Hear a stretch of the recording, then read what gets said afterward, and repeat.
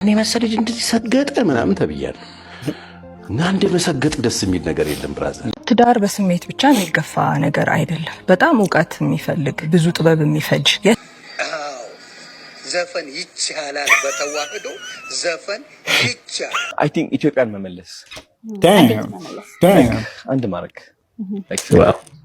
እውነት ለመናገር ማለት ነው። ትክክለኛው ሰው ኢትዮጵያን አንድ ለማድረግ ሰው ይመረጥ ቢባል አቅሙ ራሱ ያለው ሰው እንደዚህ እንደ አዶና ያለው ሰው ነው። ኢትዮጵያ አንደኛ አርቲስት አረጋለሁ ብያታለሁ። እንግዲህ የተመሳሳይ ጾታ ግንኙነት በሴቶች እግር ኳስ ላይ በከፍተኛ ሁኔታ ላይ ተንሰራፋው። በከፍተኛ መጣጣኝ እርምጃ ወስድባቸው ነበር። ብቻዬን ሽንት ቤት ተዘግቶ ሲቆይ እጠራጠራለሁ። ሴት ለሴት የማይሆን ነገር እያደረጉ ነው። እዛኛውም ሽንት ቤት ሲቆዩ እጠራጠራለሁ። ወንድ ነው እያደረጉ ነው። አርቲስቶች፣ የሜካፒስት ባለሙያዎች ከ1 እስከ 5 በሚባል ደረጃ በሀብት ማማ ላይ ያሉ የኢትዮጵያ የባለ ሀብት ልጆች አሉበት። በአይን ያየሁትን የምነግራቸው። አሁን ላይ በየሶሻል ሚዲያዎቻችን የምናያቸው እንደ ሴት የሚተውኑ ወንዶች ለምን እንደማይጎረብጧቸው አላውቅም። የአዶናይ ትልቁ ህልሙ ምን እንደሆነ ታውቃላችሁ? እስኪ ሁላችሁም ኮሜንት ጋር አስቀምጡልኝ። ቡና ሾው ላይ የክብር እንግዳ ሆኖ በቀረበበት ሰዓት አዶናይ ትልቁ ህልምህ ምንድነው ተብሎ በተጠየቀበት ሰዓት የመለሰው ምላሽ አሁን ቪዲዮውን ልጋብዛችሁ፣ አብረን እንከታተለው። አዶናይ ትልቁ ህልም አይ ቲንክ ኢትዮጵያን መመለስ አንድ ማድረግ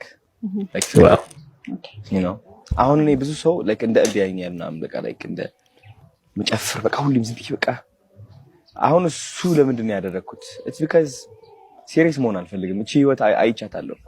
ምንም ዝም ብለን ሱሪ እናደርጋለን፣ ጫማ እንለብሳለን፣ እንደምናቅ እናስመሳለን ምናምን እንጂ ምንም። ስለዚህ እየሳቅኩኝ ፍቅር እያሳየሁኝ እየመከርኩኝ ህይወቴን እየገለጽኩኝ ኢትዮጵያን መመለስ ፈልጋለሁ። አዶናይ እየሆንኩኝ ማለት ነው። ወደ ፖለቲካ መግባት አልፈልግ፣ ወደ ብሔር መግባት አልፈልግ። በቃ ሰውን ነው ማየው፣ እኔ ሰላምን ነው ማየው። ሁሉም ሰው ፍቅር እሰጣለሁ፣ አከብራለሁ። ሌላ ሰው ደግሞ ፍቅር የመስጠት ሰላም እንደዛ ሰፖርት የመስጠት ደግሞ ምርጫው ነው። ስለዚህ በቃ መዞር ፈልጋለሁ ኢትዮጵያ ሙሉ። የማጭ አዶናይ እውነት ለመናገር ማለት ነው። ትክክለኛው ሰው ኢትዮጵያን አንድ ለማድረግ ሰው ይመረጥ ቢባል አቅሙ ራሱ ያለው ሰው እንደዚህ እንደ አዶና ያለው ሰው ነው። እግዚአብሔርን የምርም ደግሞ ሊያደርገውልህ ይችላል። እውነት ለመናገር ማለት ነው። እንደዚህ በቃ ሁሉም ሰው እንደዚህ በማንነታችሁ የሚወዳችሁ ከሆነ የተወሰኑ ቅናተኛ ሰዎች ናችሁ እናንተ እየጠሉት ያሉት አዶናይን እና ትክክለኛ ሰው ራሱ እሱ ይመስለኛል። በአብዛኛው ሰው ዘንድ መወደዱ እንግዲህ ብዙ ሰዎችን እያቃጠለን ያለው እንግዲህ ፈጣሪው ናችሁ ነው የምለው ለእናንተ። ያን የመሰለ ልጅ እንደዚህ ሰገጠ ምናምን ተብያለሁ እና እንደ መሰገጥ ደስ የሚል ነገር የለም ብራዘር።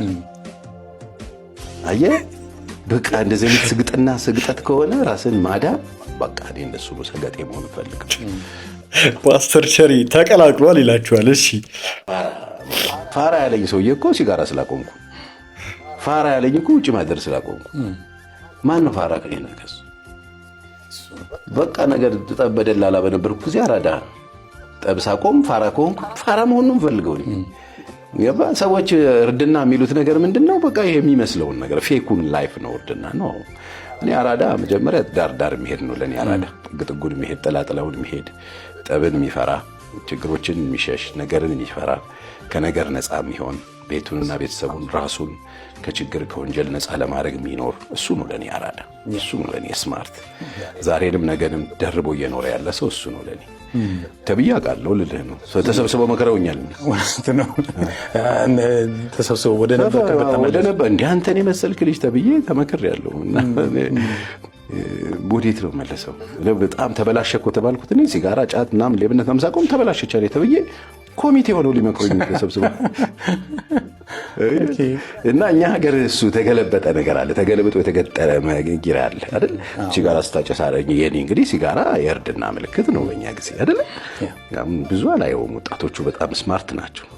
ግን ሲጋራው፣ መጠጡ፣ ጫቱ ምናምን ምሽቱ ላይ ምናምን ዘናፈታ ማለት የእርድና ምልክት ነው። እሱ ነው እርድና አይደል? ነው ወይ ነው? እኛ እኮ በጣም አራዳንን ብለን ነው እኮ ከሀገር ቤት የመጡ ልጆች ላያችን ላይ መኪና ሚኒባስ ምናምን ቤት ምናምን ሲገዙ እኛ ምንም የለን። አሁንም ሄደህ እናት አልጋ ላይ የተወለድክበት አልጋ ላይ ለመተኛ ትሮጣለህ። ማን ነው ፋራ? እኛ ፋራ ያልናቸው ከሀገር ቤት የመጡ ልጆች ላያችን ላይ ሱቅ ገዙ፣ ላያችን ላይ ፎቅ ሰሩ። እኛ አሁንም እዛው ነን።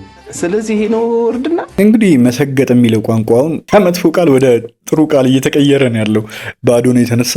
ምን ትላላችሁ እስኪ እናንተ? አዶናይ እናመሰግናለን።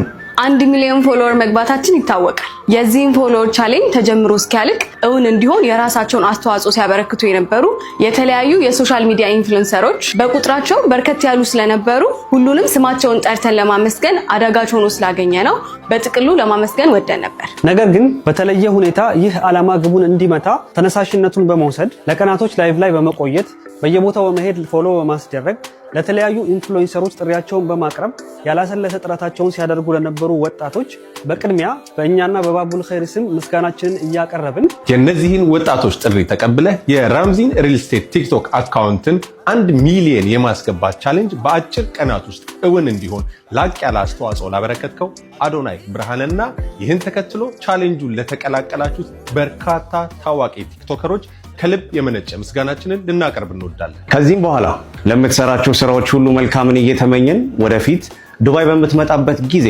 በማንኛውም ሁኔታ የኛ እገዛ ካስፈለገ ራምዚን ሪል ስቴት ላንተ በራችን ክፍት መሆኑን ልንገልጽልን እንወዳለን።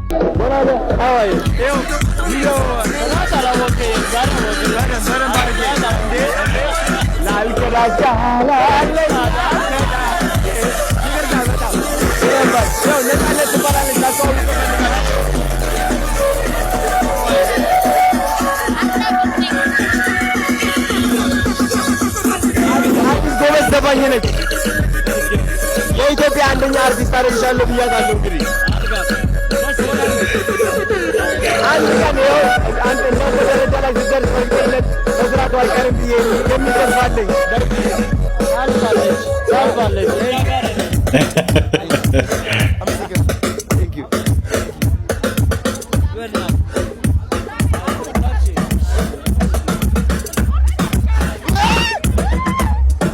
ምን አይነት ሰው ነው ግን? እግዚአብሔርን የሚገርም ሰው ነው ግን።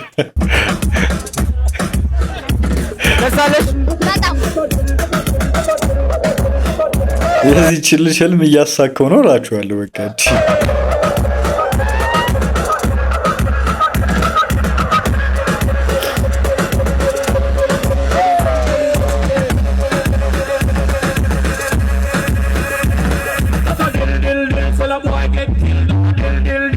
ሴዶ ጋርመንት ላይ የሚያሳያቸውን ቴክኒኮች ላይ ከሰራ ነው ይቀጣሉ። ሴዶ የ500 ሺህ ቻሌንጅ አንተን ካሸነፈ if he agrees we will find it በሱ በሚያምነው ሰው አሲዘን we can do the fight ኮንትራክት እንፈርማለን በውልና ማስረጃ በህግ የተረጋገጠ ማለት ነው። በጣም ጥሩ በጣም ኩኒ ቆንጆዳ ቆንጆ ሀሳብ ሳይዶ ኢሳ ምስኪና ቀጠቀጡ ዲሲቲ ሜ ጌታ ሚስቴ ሙጫ ከነጋጠቢ ሜ ጋጣም ተታ ወንድሜ በቃ ኧረ ተውት ግጣም ይለዋል። 500 ሺህ ብር ቻሌንጅ ዳ እኛም ምስቲ ደስ ነው አጀዱሜ ተጋጠማ እኔ እዛ ሆኜ ላይቪን ቀረጸ ለሰፊው ህዝብ ላይቪ ቀረጸን ዜና አደርሰለው ሰይዶ ገጠማ ጡንቸኛ ከነገጠሚ ደረተኛ ከነገጠ እስቲ ይዋጣላችሁ ሜ ወልፈሰፈሰ ሜ ተጠባጠባ ሜ እስቲ በእናትህ ሰይዶ እሺ ጀዲሜ አንተ ጠንከር ጀዳሜ ሁለታችሁ ጠንከር ጀዳቲ ጥሩ ሀሳቡ እሺ ፖድካስት ጥሩ ነው ኩን ትዳር በስሜት ብቻ የሚገፋ ነገር አይደለም። በጣም እውቀት የሚፈልግ ብዙ ጥበብ የሚፈጅ የትልቅ ሰው ነገር ነው። የልጆች ነገር አይደለም። ከአመጽም ጋር ብዙ የሚስማማ አይደለም። በራሱ የመገዛት ነው፣ የቃል ኪዳን ነው፣ ረጅም ነገር የማየት ነው እና መንፈሳዊም ነው። እግዚአብሔር ያየው ነው። ስለዚህ ያንን ሁሉ ያገናዘበ እውቀትና ዝግጅት ያስፈልገን ነበር። እኔ ፍቅር መያዜን እና ላምነው የምችለው ሰው መሆኑን ብቻ ያየሁት እንጂ ሚስትነት ምንድነው፣ ነገ ምን ይጠብቀኛል፣ ፍቅር ራሱ እንዴት ነው ጋል ያለው ነገር ላይኖር እንደሚችል ራሱ አላውቅም። ለዘላለም እንደዛው እንደሚኮን ነው በዛ ጊዜ የነበረኝ እውቀት። ሁሉ ሰው እንዳለ ብቻ መሆን አይቻልም። የኛም አለ ግን አክብሮት፣ ለቀደሙን ሰዎች አክብሮት፣ ከነሱ መማር። አላዋቂዎች አይደሉም፣ ብዙ ያዩ ናቸው ይመስላል። ወጣትነት ትንሽ ይዋሻል በሱ። ታላላቆች አላዋቂ የሚያስመስል ያልሞከሩ የሚያስመስል የሆነ ሰሞን አለ። እሷን ትንሽ ያዝ እንዲያረጓት ካገዝኩ በጣም ከባድ ነገር ነው በዚህ ሰዓት፣ አብሶ በዚህ ዘመን በዚህ ጊዜ የምር ትዳር ብላችሁ የሆነ ሰውን በቃ አምናችሁ ትዳር ውስጥ መግባት በጣም ብዙ ሰውን እያሳሰበ ያለ ጉዳይ ነውና በጣም ከባዱ ነገር ይመስለኛል ወደ ትዳር። እንደውም አሁን ላይ ባለፈው በወጣው መረጃ እንደውም በጣም የሚፋታ ሰው ቁጥር በጣም እየጨመረ ከሚጋባው ሰው ቁጥር በላይ በየጊዜው የፍቺ መጠን እየጨመረ እንደሆነ ያሳዝናል በጣም። ብቻ እስኪ እንደውም አንብቡልኝ ምን ይላል? ይሄስ ይኸውላችሁ ይሄ ቁላ ማለት ነው። ኦኬ ላላ አድርጋችሁ ነው የምታነቡት። ቁላ ማለት እራቁት ማለት ነው። እራቁት ማለት ነው፣ ወይም ደግሞ ባዶ ማለት ነው። ይሄስ ነፋ ይባላል። ነፋ ማለት ላላ አድርጋችሁ ነው የምታነቡት። አሁንም ሰውነት ማለት ነው። ሰውነት። ስለዚህ ታዲያ ቁላ ላይ ነፋ ነው የሚለው ቃል ላልቶ ይነበባል። ቁላ ጠብቆ ነው የሚነበበው። ኦኬ ጠብቆ ሲነበብ ነው። ኦኬ እሺ። በአፋን ኦሮሞ ውስጥ ለዛ ነው ብዙ ጊዜ ለምንድን ነው አፋን ኦሮሞ በሳባ ፊደል የማይጻፈው ብለው የሚጠይቁ ብዙ ሰዎች አሉ። ምክንያት ስላለው ነው። ምክንያቱም ለምሳሌ ይሄ ቢመጣልህ ምን ብለህ ነው የምታነበው? ምን ብለሽ ነው የምታነቢው? እናት ታውቂዋለሽ። ለዛ ነው አፋን ኦሮሞ በራሱ ፊደል የሚጻፈው። ምክንያቱም ሲጠብቅ ሲላላ የተለያየ ትርጉም የሚሰጥ ቃል ስላለ። ዛት ሚንስ ይሄ ምን ይላል? ነፋ ይላል። በአማርኛስ ብታነበው ይሄ ነፋ ብላ ነው የምታነበው? ነፋ ብላችሁ ነው የምታነቡት። ነፋ ሌላ ትርጉም ነው አይደል? አዎ ዘፈን ይቻላል። በተዋህዶ ዘፈን ይቻላል። አልሐምዱሊላህ ከካፊር ያወጣኸኝ ሪኩ በጣም የሚያስቀኝ እግዚአብሔርን ያ ዘፈን ይቻላል በተዋህዶ መጠጥ ይቻላል። በሙስሊም መጠጥ ሐራም ነው፣ ዘፈን ሐራም ነው። በክርስትና በጴንጤ ሐራም ነው፣ አይቻልም። ዘፈን መጠጥ አይቻልም። አዎ ለምን? መጽሐፍ ቅዱሱን ጠንቅቀው የሚያውቁ ሰዎች አያደርጉትም። ቄሱ ይጠጣላ። ቄሱ ሊከርበን ነው ተዝካር፣ አለበለዛ ተዝካር እያወጣ ጠላውን፣ ጠጁን፣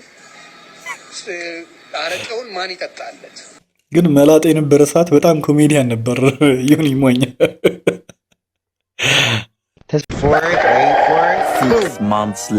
ወንጌል በአናቱ ይተካል። የምን ወንጌል ነው የምታወራው? Meanwhile, ቀን 20 minutes later, ኦርቶዶክስ የተረት የገደል ቤት እንጂ የክርስቶስ ቤት አይደለም። ገደል አገርልን ገደል ከተዋል። የአጋንንት ስራ ይሰባበራል። የእናንተ ብልግና ያ ነው። 12 o'clock midnight.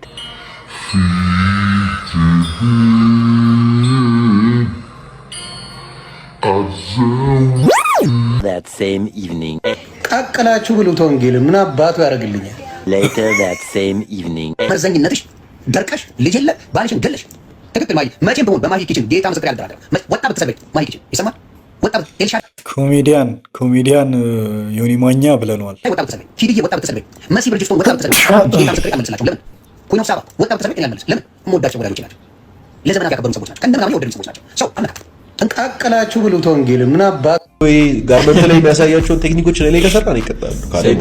ያ የ500 ሺህ ብር ቻሌንጅ አንተን ካሸናናል ያ በጁጂትሱ እናደርሳለን። ሴዶ በሰላም የማይኖርበት ሀገር እንዲህ አላኖር አሉት እኮ ምንድን ነው? ሴዶን ተውት እንጂ ተፋቱት እንዴ። we will find it በሱ በሚያምነው ሰው አስይዘን we can do the fight ኮንትራክት እንፈርማለን። በውልና ማስረጃ በህግ የተረጋገጠ ማለት ነው። በግል ትገናኛላችሁ፣ ትነጋገራላችሁ? አዎ በጣም ሰላም ነን ከሁሉም ጋር። አረ ከሙዚቀኞቹም ጋር አዎ ከሙዚቀኞቹም ጋር በጣም ሰላም ነን። አሁን ከሚኪ ጋር 2 ዘፈኖች ሰርተናል እዚህ አልበም ላይ። ከሌሎች ከድምጻውያኑ ጋር ትገናኛለን? በደንብ እንገናኛለን፣ እንደዋወላለን፣ ሀሳቦች እንለዋወጣለን። ያው በስራ ርቀት ትንሽ ክፍተት ካልተፈጠረ በስተቀር ጭቅጭቅ አደረጉት እኮ በቃ እቺን ሰው ሰሞኑን ጨቀጨቁት ነው የምላችሁ። እንገናኛለን። በአንዱ በመፍረሱ ይቆጫል? አይቆጨኝም። የማይቆጨኝ እስከ መጨረሻው ሰዓትና ጊዜ ድረስ መክፈል ያለብኝን ነገር ከፍዬ ነው የወጣሁት እና ደግሞ የከፈልኩት መስዋዕትነት እዛ ውስጥ በነበርኩበት ጊዜ የከፈልኩት መስዋዕትነት እንዳልቆጭ ያደርገኛል። ምክንያቱም አይ ቲንክ የሚገባኝን ያህል ከሚገባኝም በላይ ብዬ አስባለሁ። አንዳንድ መስዋዕትነት ከፍያለሁ እዛ ውስጥ በመቆየት በግሌ ብዙ ነገር መስራት እየቻልኩ የቻለውን ያህል ካረገ እኮ አይቆጨውም። እውነት ለመናገር ያራላ የቻላችሁትን ነገር ካረጋችሁ በአንድ ነገር ላይ እንግዲህ ለምን ይቆጨዋል? በቃ ለቃሌና ለገባሁበት ነገር ልታመን በሚል ብዙ እንትን ብያለሁ። ኃይሉ አመርጋ እንግዲህ የሚገርም አዲስ አልበም እንዳወጣልን ይታወቃል። እኔ የድምፁ በጣም አድናቂ ነኝ። የሚገርም ድምፅ ነው ያለው። ሁላችሁም እንግዲህ እየገባችሁ አዳምጡለት በዚህ አጋጣሚ ለማለት ነው። ገንዘቤን ወስዳችሁ ያልመለሳችሁ ሰዎች እንደ ንግድ ባንክ የስድስታችሁን ፎቶ በቀጣይ ቪዲዮ ስለምለጥፈው ገንዘቤን ብትመልሱ ይሻላችኋል። ገንዘብ ተወስዶባችሁ ያልተመለሰላችሁ ሰዎች እናንተም ሼር አድርጉት፣ ኮፒ ሊንክ አድርጉት። ገንዘብ ብዙ ሰው ሼር ያደረገለት ብዙ ሰው ገንዘብ አበድሮ አልተመለሰለትም ማለት ነው። ይህ መንገድ ሳይሻል አይቀርም። ለማንኛውም ፎቶአችሁን እየለጠፍን የማትመለሱ ከሆነ የተበደራችሁትን ገንዘብ እንደዛ አሪፍ ነገር ይመስለኛል። የተመሳሳይ ጾታ ግንኙነት በሴቶች እግር ኳስ ላይ በከፍተኛ ሁኔታ ላይ ተንሰራፋው በከፍተኛ መደባበቅ እንደሰማችሁት ነው። ታላላቅ የሆኑ ሚዲያዎች፣ የስፖርት ጋዜጠኞች እየዘገቡት ነው። ፈርተውት ነው እንጂ በኢትዮጵያ ቴሌቪዥን ቢነገር ባነሰው። እኔ እነን ትግል የጀመርኩት የአዲስ አበባ የክለብ ጋርዶች በብዛት ያውቃሉ። 2005 የክለብ ስራ በአውንሰርነት ስቀላቀል ባገኘኋቸው ቦታ ተመጣጣኝ እርምጃ ወስድባቸው ነበር። ብቻዬን አይከሱም። የሆኑትን ሆነው ሩጠው ወደ ቤት ነው የሚሄዱ፣ ፊታቸውን ከልለው። ሽንት ቤት ተዘግቶ ሲቆይ እጠራጠራለሁ። ሴት ለሴት የማይሆን ነገር እያደረጉ ነው። እዛኛውም ሽንት ቤት ሲቆዩ እጠራጠራለሁ። ወንድና ወንድ እያደረጉ ነው። የሚሆኑትን እየሆኑ እየተሯሯጡ ነው የሚሄዱ። ያስኳቸው ልጅ በጀርባው ወስጄ ሚስጥር አስወጣቸው ነበር። በቴሌግራም ግሩፕ አለን፣ በዋትስአፕ ግሩፕ አለን፣ በኢንስታግራም ግሩፕ አለን፣ ምልክት አለን። ክለብ ስንወጣ እጃችን ላይ የምታብረቀርቅ ነገር እዚህ በፊት ተናግሬዋለሁ። ዲም ላይት የምትመስል ነገር እናደርጋለን ወይ በቲሸርት። ወንዶችስ ስላቸው ሴቶችን ነው የምጠይቃቸው። ወንዶችስ ያለ ካልስ ጫማ ያደርጋሉ። እግራቸውን ቁርጭምጭሚታቸውን የሚያሳይ የሚያማምሩ ቆዳ ጫማዎች ያደርጋሉ። ያ ምልክታችን ነው። እምንወጣ አዲስ ግሩፕ አባል አጠጥተን ጋብዘን ይዘን ለመሄድ ነው። ዛሬ ጊዜ በሚዲያ ወጡ የስፖርት ጋዜጠኞች እያወገዙት ያለው ነገር ሌት ሆኗል። በዚህ ውስጥ እነማን እንዳሉበት ብነግራችሁ ትደነግጣላችሁ። አርቲስቶች፣ የሜካፒስት ባለሙያዎች ከአንድ እስከ 5 በሚባል ደረጃ በሀብት ማማ ላይ ያሉ የኢትዮጵያ የባለ ሀብት ልጆች አሉበት። በአይኔ ያየሁትን ነው የምነግራችሁ። በአይኔ ያየሁትን። እኔ በዚህ አይደለም በዚህ ገዘገዛለሁ ለባህልና ለእምነቴ። ይሄንን ያውቃሉ። አንዷን ይዤ በጣም ስርዓት ብዬ በጣም ሃይ ሌቭል ድሮም ዘንድሮም ሃይ ሌቭል አባቷ ያለ አስፈላጊ ከሆነ የማይመለሱ ከሆነ ተከታትለናቸው አሁንም ትውልዱን ልጆቻችን ሊያጠፉ የማያቆሙ ከሆነ በፎቶግራፍና በስም እንለጥፋቸዋለን። የሚመጣ ነገር የለም። በአይናችን ስላየናቸው በዚህ ምግባር የገባችሁ የተሳተፋችሁ ትውልዱን እየገደላችሁ ያላችሁ ክለብ እየወጣችሁ ራሷን ማስተዳደር ልጇን ማስተማር እናቷን ለሕክምና መድኃኒት መግዣ ፈልጋ በቢዝነስ ስራ የተሰማራች ሴት ወንድ ልጅ ባለው ወቅታዊ ሁኔታ ሴቶችን ገዝቶ ይዞ ማደር ምናምን ስለማይችል ኢኮኖሚው ስለተመታ ኢንዳይሬክትም ሆነ ዳይሬክት ትዳሩን እየታመነ ነው። አልጋ መያዣ ብር መክፈያ ከግብር ከምን ጎሎ ስላጣ ወንዱ ወደ ቤቱ እየገባ ነው። እነዚህ በመንገድ ላይ የሚስተዳደሩ ሴቶች ወንዶች ሊገዟቸው ስላልቻለ ይዘዋቸው ወደዛ ሊሄዱ ስላልቻለ በተመሳሳይ ጾታ ገንዘብ ባላቸው ሴቶች ኢንቨስት ፈንድ በሚደረግላቸው ሴቶች ተወስደው አታክ እየተደረጉ ነው። እነዛ በቢዝነስ ስራ የተሰማሩ ሰዎች አንዳንዶች ለህሊና ብለው እምቢ ይላሉ። ቀላል የማይባሉ ሰዎች በስራ አጋጣሚ ሳገኙ ያወሩኛል። ሴቶች በቢዝነስ የተሰማሩት ያወሩኛል። በቃ ሲጠቀሙ ትራንስፖርት ብዙ ነገር ነው የሚያወሯችሁ። አማራጭ አጥተው ከዛም ጋር ከማላቀው ወንድ ጋር ምተኛ እዚህ መማላቃ ሴት ይዛ የተኘች ጎበዝ ባዳሪ ትምህርት ቤት በዩኒቨርሲቲ በኳስ ቲም በቴሌግራም ቻናል የሆነ ህግ ወጥቶ ሃይ ካልተባሉ ሁሌም እንደምነግራችሁ ወዮ ለሴትና ለወንድ ልጆቻችሁ። ነገ ከ2 ከ3 ዓመት ከ4 ከ5 ዓመት በኋላ ስፒዱ በዚሁ ከቀጠልና ካልገታ ነው የሆነ ንቅናቄ አድርገን ፈጥረን ካላስቆምናቸው እግዚአብሔር ምስክሬ ነው የአደባባይ ባህል ይሆናል። ልክ እንደ ጥምቀት፣ ልክ እንደ ኢዳል ፈጥር፣ ልክ እንደ አራፋ፣ ልክ እንደ መስቀል አደባባይ ላይ ወጣ ያከብሩታል። እኔ ልኖርም ላልኖርም እችላለሁ። ይችን ቃል እንዳትረሷት። ሴት ልጅህ የሆነ ቀን ትምህርት ቤት ልታስመዘግባት ስትሄድ ጾታ በፍቃዷ ነው የሚባልበት ጊዜ እየመጣ ነው። ወንዱን ይዘው ስትሄድ ሜል ነህ ፊሜል ሲባል ራሱ ይሙላ ነው የሚባል። ያኔ አንገትክን ደፍተህ ቁማር እንደተበላ ባላገር ከምታለቅስ ይሄኔ ታገል። በሜካፕ ስራላችሁ፣ በፊልሙ ትወናላችሁ፣ በጣም የባለሀብት ልጆች አላችሁ። ዘመናዊነት ተብሎ ባዳር ትምህርት ቤት ፕሮቲን እየበላችሁ ሞርቶዴላ ቺዝ እየበላችሁ ቺክን እየበላችሁ ሆርሞናችሁ ኦቨር ሲያመነጭ ሴቶች በጋራ ሆናችሁ በገስታውስ ቤት ተከራይታችሁ እድሜያችሁ ከ15 እስከ 20 የምትሆኑ ሴቶች በየገርጁ ለቡ ሳር ቤት እየተከታተልናችሁ ነው። ቃለ ሰማይ ቃለ ምድር። እናንተ በጣም ረቀቅን ብትሉም ዱርዬነትን ከእናንተ በፊት ነውና የጀመርነው። በምትገቡበት ቤት ባላወቃችሁ ሰው በቀጠራችሁትና በምታምኑት መስቀል ፍላወር ሽሻ ቤት እየከፈታችሁ ወንዶች ብቻ የሚጣበሱበት ወንድ ከወንድ እንመጣባችኋለን። ለምን ካላችሁ እኔ ገብረ ኢየሱስ ነኝ። የተፈጠርኩበት ዓላማ እንደዚህ አይነቱን ነገር ድራሹን አጥፍቶ መጥፋት ነው። ኮፒ ሊንክ ሸር አድርጉ። ኮሜንት ላይ ምን ብላችሁ ትጽፋላችሁ? ልጆች ያላችሁ ነገ መውለድ የምትፈልጉ ይህን ዓላማ ፍጹም ከእምነቴ ጋር እስላም፣ ክርስቲያን፣ ፕሮቴስታንት ሆናችሁ የምታወግዙ ሰዎች ሕገ መንግሥቱ ጥብቅ እርምጃ ሊያወጣ ስለሚገባ ሕግ ይውጣልን፣ መቀጣጫ ይሆኑልን፣ ሕግ ይውጣልን። የሚመለሱ ይመለሱ። እግዚአብሔር ይቅር ባይ አምላክ ነው። የሚመለሱ ግርማቸው እንዳለው ይመለሱ። 17 ዓመት ሆነኝ ስታገላችሁ። ዛሬ በሚዲያ የወጣሁት በየክለቡ በየመኪናው ሌሊት 9 ሰዓት 8 ሰዓት 4 ሴት ስትሳሳሙ ያለው 4 ወንድ ሲሳሳሙ ያለው እኔ ማን ነኝ? አቁሜ እንዳልገጫቸው እንዳልገለብጣቸው እኔ ማን መፍት ሰጠኝ? የሆነ ቦታና ሌብል ላይ ቢሆን እዛው ላይ ኢሚዲየትሊ አክሽን ወስድባቸው ነበር። ቃል ሰማይ ቃል ምድር። ግን እኔ ማን ነኝ? እነሱ 4 ናቸው። ስርዓት ብዬ ባጋጫቸው ነፍሳቸውን ባጠፋቸው የሚጠይቀኝ አካል እኔን ነው። አንተ ማነህ? ማንም አይደለሁም። የሆነ ቀን እግዚአብሔር ብሎ የሆነ ቦታ ላይ ደርሰን እንደዚህ አይነቱን ጋጦጥ ስርዓት እስክናስይዝ ድረስ ያቅማችሁን ኮሜንት ላይ ሕግ ይውጣልን፣ ሕግ ይውጣልን በሉ። አሁን ላይ በየሶሻል ሚዲያዎቻችን የምናያቸው እንደ ሴት የሚተውኑ ወንዶች ለምን እንደማይጎረብጧቸው አላውቅም። ለምን እንደምትስቁላቸው አላውቅም። ይሄ ልጅ ያሳስበኛል። ይሄም ልጅ ያሳስበኛል።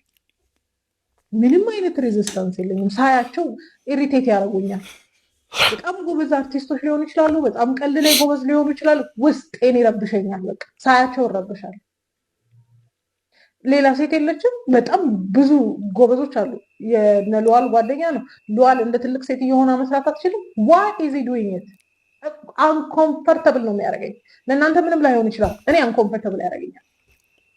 እንደዚህ አይነት ቶለራንስ፣ እንደዚህ አይነት ቀልድ፣ እንደዚህ አይነት ተቀባይነት ነው ነገ ወንድ እንደ ሴት መሆንን ኖርማላይዝ እንድናደርገው የሚያደርገው። ኦብቪየስሊ አሁንም ኖርማላይዝ እያደረግነው ነው። ለምን ምስቁላቸው ለእንደዚህ አይነት ልጅ? እኔ ይሄ ልጅ ቀልዱ ምንም እኔ አይገባቸው። ለምን እንደሚያስቃቸው አላውቅም። ኢሪቴት ነው የሚያደርገኝ። ከልጁ ጋር ጥላቸው አሁን ኖሮብኝ አይደለም። አይ ዶንት ላይክ ኢት። ወንድ ልጅ እንደ ሴት ሲሆን ደስ አይለኝም። ሴት ልጅ እንደ ወንድ ስትሆን ደስ አይለኝም። ይችም ልጅ መታላችኋለች። ከወንድ በላይ የምትለብስ ናት። ለምንድነው ኦኬ የምንሆነው? ሶሻል ሚዲያ ላይ ስለመጣ ነው? የቀልድ የመጫወቻ ፕላትፎርም ላይ ስለመጣ ነው? ዋይ አር ዊ ኦኬ? ከወንዶቹ በላይ ወንድ ነኝ ምናምን ትላለች ያቺ ልጅ። እነዚህን ነገሮች ቶለሬት እያደረጋችሁ ግብረ ሰዶማዊነት በዛ የምትሉት ነገር ነው ግራ የሚገባኝ። ቶለራንስ ከሌላችሁ ለእንደዚህ አይነትም ነገር ቶለራንስ አይኖራችሁ። በቃ ይሄም ይረብሻችሁ፣ አያስቅም። እኔ በእውነት አስቆኝ አያውቅም። ያው ሰው ድጋፍ ስለሚሰጣቸው ነው እንግዲህ አይደለ? ያው ሁላችንም ስለምንስቅ እነሱም ደግሞ እንደዚህ አይነት ነገር ነው ሰው የሚፈልገው፣ እንደዚህ አይነት ነገር ነው ሰው የሚያዝናናው የሚያስቀው ብለው ስለሚያስቡ ደጋግመው ያደርጉታል ማለት ነው ያንን ነገር እንጂ ያን ያህል ልጆች እንኳን እንደዚህ አይነት ነገር ውስጥ ያሉበትም አይመስለኝም። ያሉበትም እርግጠኛ ነኝ። ጉዳዩ ደግሞ ያው እሷ እንዳለችው ነው እንግዲህ።